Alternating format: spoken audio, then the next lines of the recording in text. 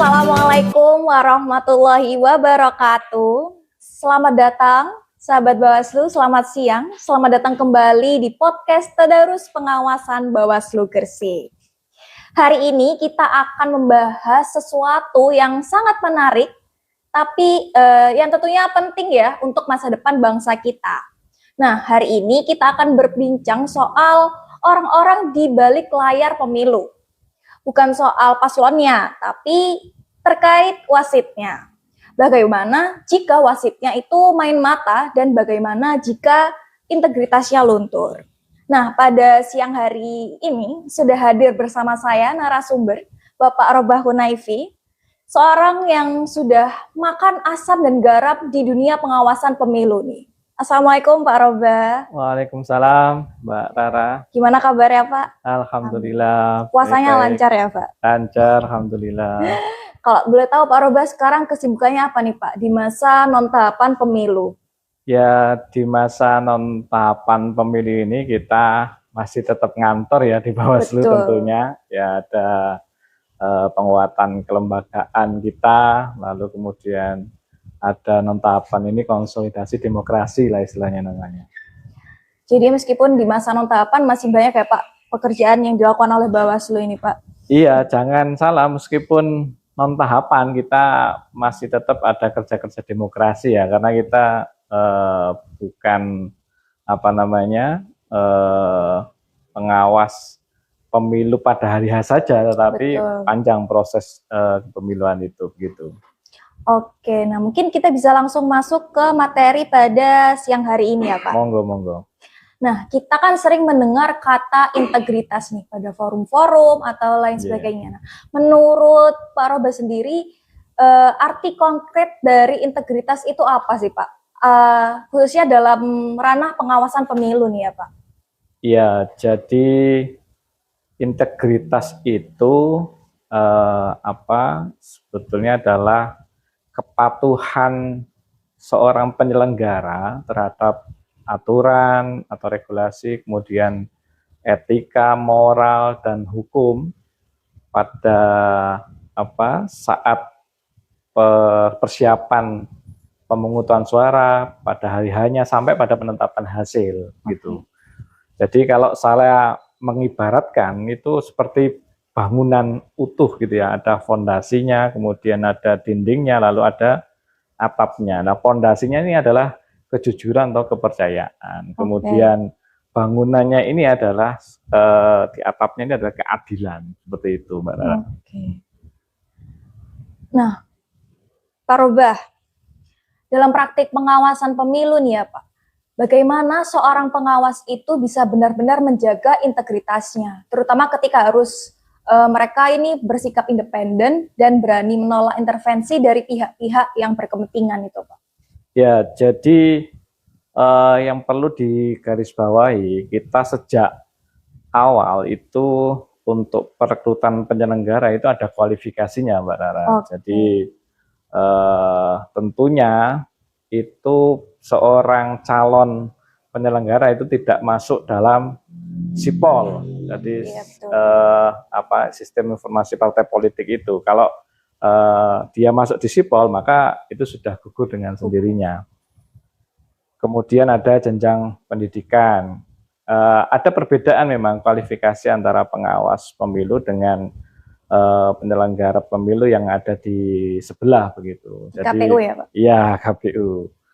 Jadi memang paling minimal kita itu penyelenggara di tingkat PTPS itu minimal SMA. Tapi kalau yang di tingkat teman-teman KPU itu minimal bisa baca hitung tulis ya.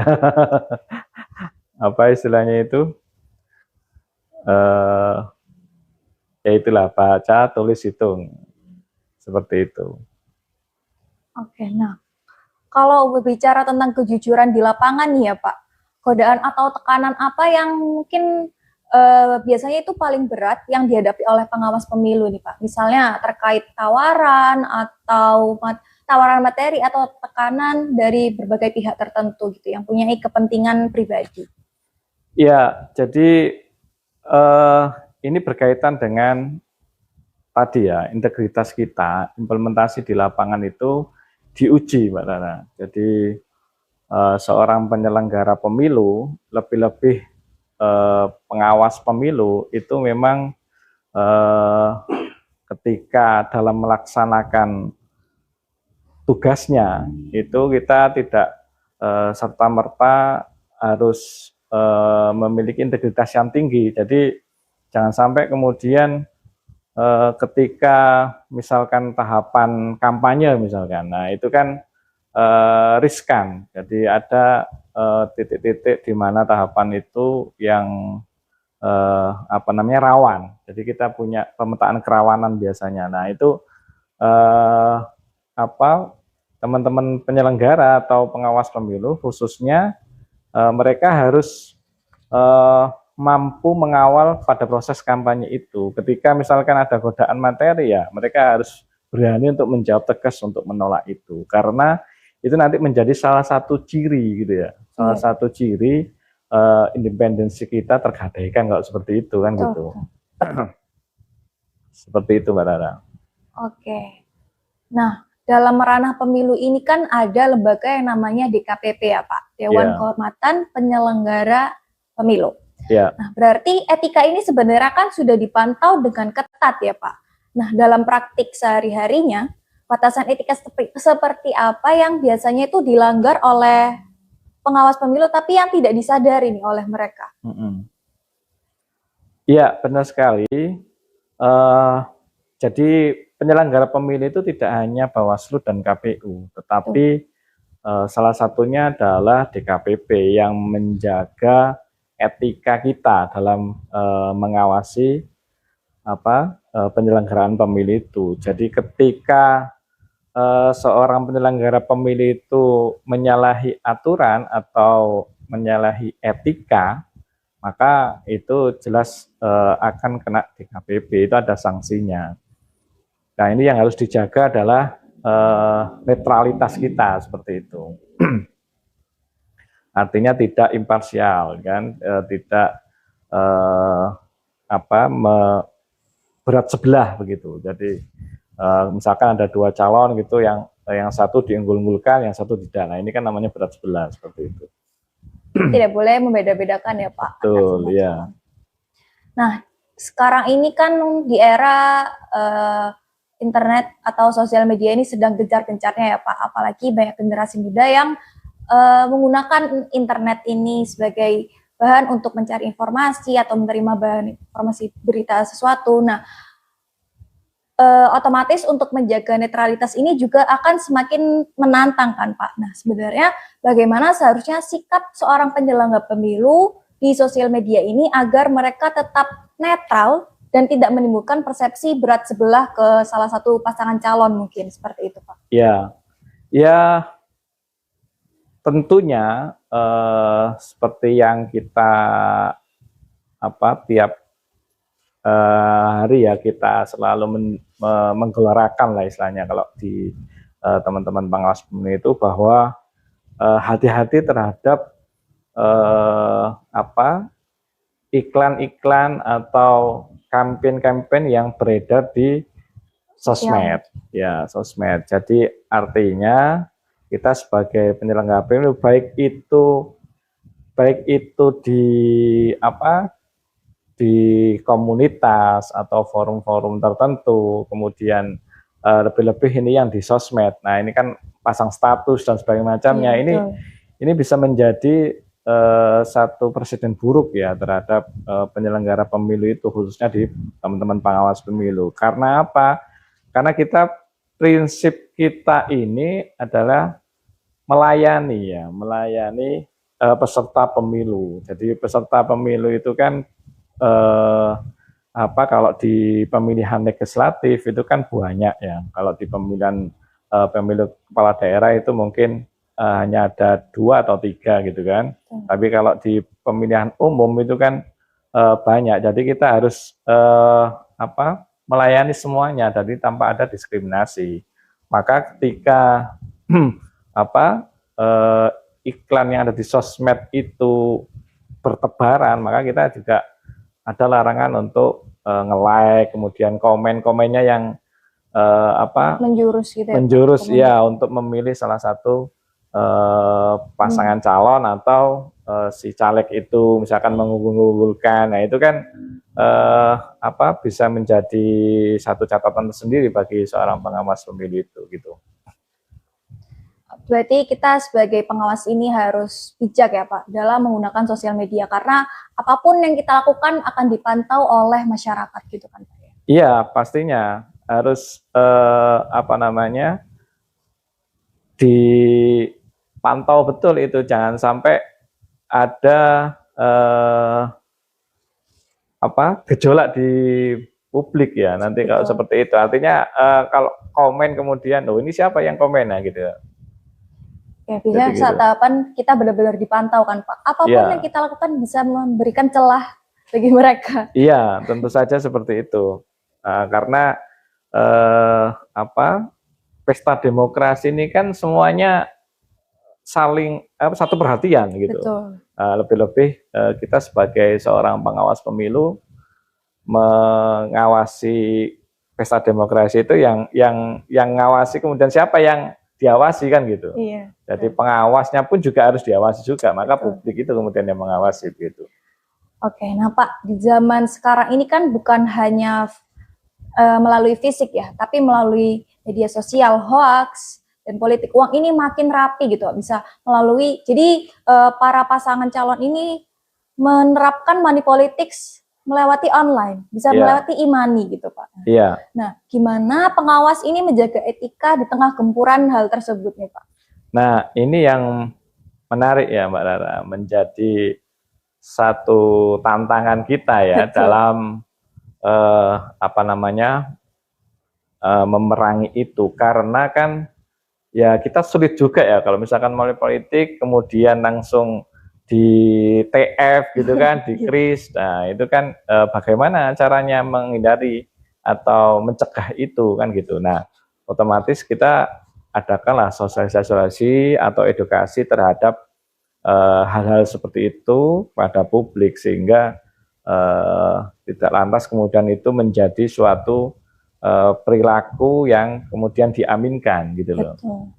Seperti itu Mbak Rara. Berarti tugas kita ya Pak untuk memberikan edukasi yang lebih terkait money politics ini ya Pak. Iya, jadi ada regulasi khusus terkait itu sehingga ini yang perlu kita terus sosialisasikan karena hal-hal terkait money politik ini yang memang seringkali menjadi momok dan harus diperangi bersama gitu. Jadi tidak hanya kita aja sebagai pengawas pemilu, tetapi publik juga harus kita ajak bersama. Ya itulah yang dinamakan pengawasan partisipatif juga kan gitu. Betul, betul. Nah, oke Pak.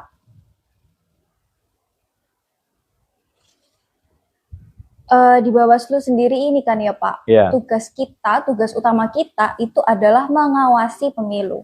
Nah, tapi yang mengawasi kita sebagai pengawas itu siapa Pak kalau boleh tahu, dan gimana cara Bawaslu ini memastikan jajarannya sendiri itu tidak main mata gitu Pak di lapangan? Ya pastinya peserta pemilu itu kan ada yang ngawasi kita, Bawaslu sebagai memang namanya aja Badan Pengawas Pemilu, maka tugasnya adalah mengawasi. Nah, tetapi siapa yang mengawasi seorang pengawas kan gitu tadi pertanyaannya. Maka yang mengawasi adalah publik, masyarakat gitu. Jadi ketika dalam melaksanakan tugas pengawasan itu ada main mata, ya laporkan saja. Laporkan saja. Jadi kita di Bawaslu Gresik juga ada aduan masyarakat ya. Jadi itu nanti akan kita proses sesuai regulasi atau peraturan dan ketentuan yang ada, seperti itu Mbak Rara. Nah, biasanya nih Pak, saya banyak ketemu kalau masyarakat ini masih ragu mau melaporkan terkait pelanggaran ke Bawaslu itu, entah mereka takut ketahuan pelakunya atau takut identitasnya terbongkar gitu Pak. Nah, gimana cara meyakinkan mereka supaya sebenarnya nggak masalah lapor ke Bawaslu itu, datanya akan aman gitu Pak? Ya, jadi ya itu tadi kita selalu mensosialisasikan terus bahwa pelapor ini pasti akan dirahasiakan ke keamanannya gitu kan. Oke. Jadi jangan khawatir, jangan takut ya toh, karena sesuai regulasi undang-undang itu dilindungi untuk pelapor itu. Bahkan mungkin itu apa, ada keamanan khusus terkait itu kan gitu, untuk menjaga keselamatannya seorang pelapor kan gitu. Jadi Berarti, intinya iya, jangan khawatir Mbak Rara. nggak perlu lagu ya Pak untuk Iya. lapor. Nah, terkait pelanggaran itu, mungkin pemirsa saya di live ini penasaran. Ada nggak sih Pak contoh konkretnya gitu Pak terkait pelanggaran yang terjadi di Gresik ini? Iya, jadi kemarin selama pemilu dan pemilihan kepala daerah atau pemilik kasih dan presiden itu ada Mbak Rara, kemarin itu di Oh iya Pak.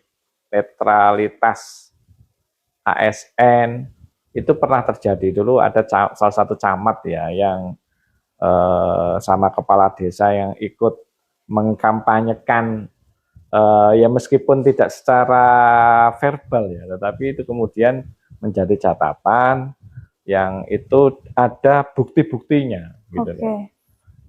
Nah, sanksinya apa Pak? Nah, kemarin sempat itu kita kita proses itu aduannya masyarakat seperti itu. Ada contoh lain nggak Pak? Cewek itu kemarin kepala desanya. Oh iya Pak. Iya, jadi ya kayaknya kemarin agak sedikit shock lah itu, kemudian dipanggil ke Bawaslu untuk menjelaskan kronologisnya gitu ya. Karena biasanya rata-rata laki-laki ya Pak. Iya, kok cukup berani gitu ya. Benar. Seperti itu. Nah, kalau ada contoh lain, ada sebetulnya penyelenggara juga kemarin itu yang tidak paham regulasi bahwa seorang penyelenggara pemilu atau pemilihan itu tidak boleh mengikuti kampanye paslon gitu loh. Iya, bahkan betul. mungkin kalau mengikuti dalam tanda kutip ya bukan mengatur teknis ya, tapi dia memang mengikuti dan ikut mendukung. Nah ini loh yang salahnya di situ ya Pak. Iya, yang menjadi catatan itu. Kemudian ya kita bikin rekomendasi untuk diperiksa secara khusus kemarin itu. Itu salah satu PPS kalau tidak salah kemarin itu. Ya. Berarti memang memungkinkan ya terjadi pelanggaran-pelanggaran itu Pak di saat masa tahapan pemilu ini. Ya, ya pastinya ya setiap momen pesta demokrasi ini potensi pelanggaran itu pastinya ada gitu ya. Oke. Nah Pak, berbicara tentang kejujuran ini ya Pak, sebenarnya resiko apa sih Pak yang resiko besar jika integritas ini integritas orang penyelenggara atau pengawas pemilu mulai goyah atau mulai masuk angin gitu Pak istilahnya. Ya, kalau masuk angin dikerok aja. Jadi memang sejak awal atau kualifikasi itu seorang penyelenggara pemilu itu harus memantapkan hatinya, menjaga integritasnya itu meliputi kejujuran, kemudian kepercayaan publik terhadap pengawas atau penyelenggara pemilu itu, bahwa dia dipercaya betul ya toh, kemudian harus adil gitu kan, menjunjung keadilan, artinya tidak berat sebelah. Maka kalau itu kemudian tidak dipertanggungjawabkan dengan baik, maka saya yakin kualitas demokrasi kita atau kualitas hasil kepemiluannya itu jelas hilang secara legitimasinya atau rendah legitimasinya. Seperti itu, Mbak. Nah Pak, ini mungkin peserta di live mau berbincang-bincang dengan kita ya Pak. Ada pertanyaan dari Sejati 1989 nih Pak. Saya bacakan ya Pak pertanyaannya. Oke. Untuk pelaporan, ini apakah diamankan identitasnya? Jika benar, apa jaminannya dari Bawaslu sendiri Pak? Ya, menarik itu. Jadi yang jelas ada ya regulasinya terkait pelapor itu. Jadi pastinya akan tidak akan dipublis pelapor terhadap terhadap laporannya, yang biasanya memang yang dikhawatirkan oleh seorang pelapor itu nanti jangan-jangan tahu yang laporan ini Iya, betul. saya gitu Iya. kan, atau bahkan pelapor yang berani pun itu juga masih was-was gitu kan. Iya. Tetapi jangan khawatir, itu secara aturan kita pasti akan jaga itu. Nah, jaminnya apa Bawaslu? Ya jaminannya ya regulasi itu Gitu. gitu kan. Nah, nanti kita berkoordinasi dengan pihak-pihak keamanan atau ketertiban, ya biasanya kita dengan kepolisian. Betul. Sehingga jangan khawatir, itu pasti akan dijaga betul itu terkait melapor, karena itu dilindungi oleh undang-undang gitu ya. Jadi sebenarnya ada regulasinya ya Pak terkait perlindungan data dari pelapor ini. Betul, ya. Jadi jangan khawatir Bapak Ibu yang ingin melaporkan. Nah, ini meskipun sekarang di non tahapan pemilu, ya toh, meskipun di non tahapan pemilu, ini kan ada pemutakhiran data daftar pemilih berkelanjutan. Betul. Nah, ini kalau di desanya masing-masing ada ada problem kependudukan, nah silakan, nggak apa-apa dilaporkan ke Bawaslu. Itu untuk terkait kualitas data DPT nantinya yang digunakan. Betul. Untuk di tahun pemilu berikutnya 2029 besok itu. Jadi jangan khawatir, kita punya sistem aduan masyarakat kan, itu namanya pegiat publik. Ya, baru itu. Ya Pak launching. Ya, baru launching kan kemarin. Maka ya di situ nanti bisa diakses itu di website Bawaslu Kabupaten Gresik itu. Jadi teman-teman sahabat Bawaslu tidak perlu khawatir ya jika ingin melaporkan pelanggaran pemilu, karena dijamin datanya akan aman, dilindungi oleh Bawaslu. Oke Pak, kita lanjut membahas terkait integritas tadi ya Pak. Ya. Nah, ketika integritas ini runtuh Pak, apa sih dampaknya dampak yang dirasakan ini hanya pada lembaga penyelenggara saja, atau bisa sampai memengaruhi kepercayaan publik nih Pak jika integritasnya runtuh? Ya, maka kelembagaan penyelenggara ini kan diuji sebetulnya. Setiap kepemilian ini, tiap pemilu itu bahkan ada tagar Bawaslu dibubarkan aja, ya toh, KPU dibubarkan aja. Itu ternyata saya nggak tahu, mungkin ada pihak-pihak yang merasa keberadaan kita itu mengganggu atau beban negara seperti itu ya. Tetapi saya kok merasa bahwa ya ini autokritik aja bagi kita, bahwa keberadaan kita juga ini sebetulnya juga dibutuhkan gitu loh. Maka ya ini yang kalau misalkan pertaruhannya tren kepercayaan publik itu sampai pada titik melemah kalau di survei gitu ya. Nah, itu ya otomatis demokrasi bangsa ini ya saya yakin ada di titik level terendah gitu ya. Maka kita harus terus berkomitmen bagi seorang penyelenggara pemilu untuk lebih mengupgrade diri ya toh, kemudian regulasi juga dipahami dengan baik. Betul. Sehingga integritasnya akan terjaga dengan baik begitu. Di Bawaslu ini bukan lembaga yang menjadi beban negara ya Pak tentunya. Nah Pak, ada pertanyaan lagi nih Pak. Mungkin teman-teman sahabat Bawaslu di live masih ingin berinteraksi lagi Pak. Oh iya, monggo. Ini ada pertanyaan dari username-nya XYZ123. Ya. Saya izin bacakan Pak. Halo Kak, boleh spill buku yang ada di depan kakaknya? Oh iya. Ya, ini Bapak Ibu, Menjaga Demokrasi di Bumi Kiri. Ya, ini catatan kita seterusnya sepak terjang pengawas ad hoc pada pemilu serentak kemarin 2024 kemarin. Nah, buku ini kalau mau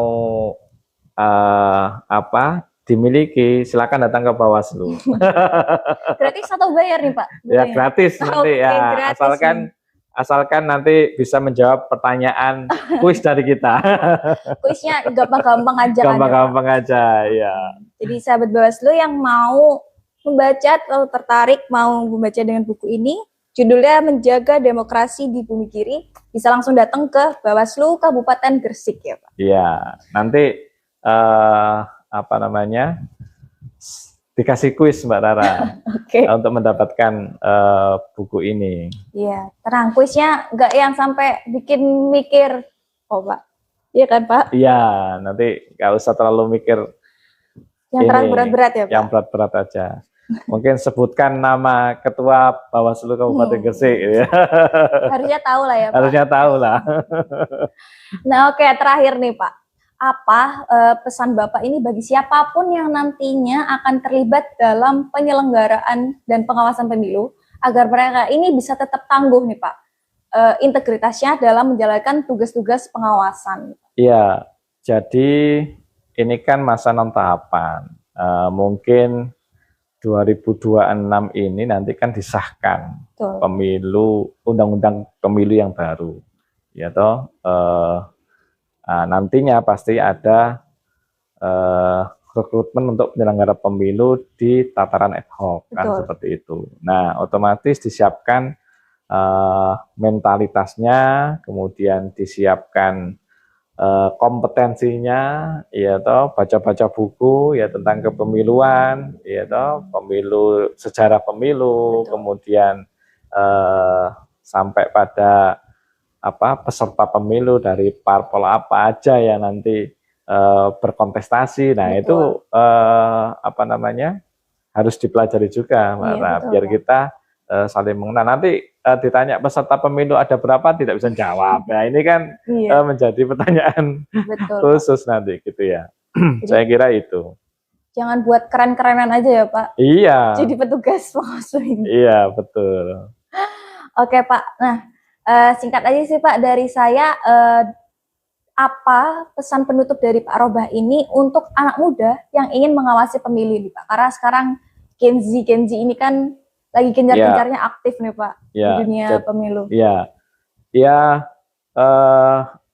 kita menjaga integritas itu penting ya, kejujuran, kemudian moralitas, etika, dan lebih-lebih tentang hukum ya, karena negara kita adalah negara hukum. Ya toh. Nah, ini jangan sampai hilang dari jati diri kita. Betul. Sekali hilang itu maka demokrasi kita yaitu tadi pada titik level nadir, karena komponen demokrasi itu tidak hanya peserta aja, tetapi juga penyelenggara. Nah, ini kita sama-sama ya saling mengingatkan, saling belajar juga kan gitu, karena kita peraturan ini berubah-berubah terus di negara demokrasi ini. Saya kira itu. Terima kasih. Nah, oke. Terima kasih Pak Robah. Jadi sangat luar biasa sekali ya perbincangan kita hari ini Pak. Kayaknya nggak cukup kalau hanya beberapa menit gitu ya. Nanti kita lanjut lagi ya Pak. Siap. Terima kasih Bapak udah berkenan menyampaikan materi-materi yang cukup insightful kepada para penonton di live TikTok ini, serta berbagi pengalaman ya Pak terkait integritas pengawasan pemilu. Nah, sahabat Bawaslu, dari obrolan kita hari ini kita banyak belajar mengenai pemilu ini ternyata bukan hanya sekedar datang ke TPS lalu mencoblos begitu. Nah, tetapi juga tentang bagaimana kita bersama-sama memastikan bahwa seluruh proses ini berjalan jujur, adil, dan bersih. Nah, karena pada akhirnya kualitas demokrasi ini kita akan sangat ditentukan oleh yang namanya integritas semua pihak yang terlibat di dalamnya. Nah, sampai jumpa kembali pada episode podcast Tadarus Pengawasan selanjutnya yang akan membahas hal-hal yang tidak kalah menarik dari pembahasan dari hari ini. Terima kasih dari saya, host podcast Tadarus Pengawasan Bawaslu Kabupaten Gresik, mengucapkan wassalamualaikum warahmatullahi wabarakatuh.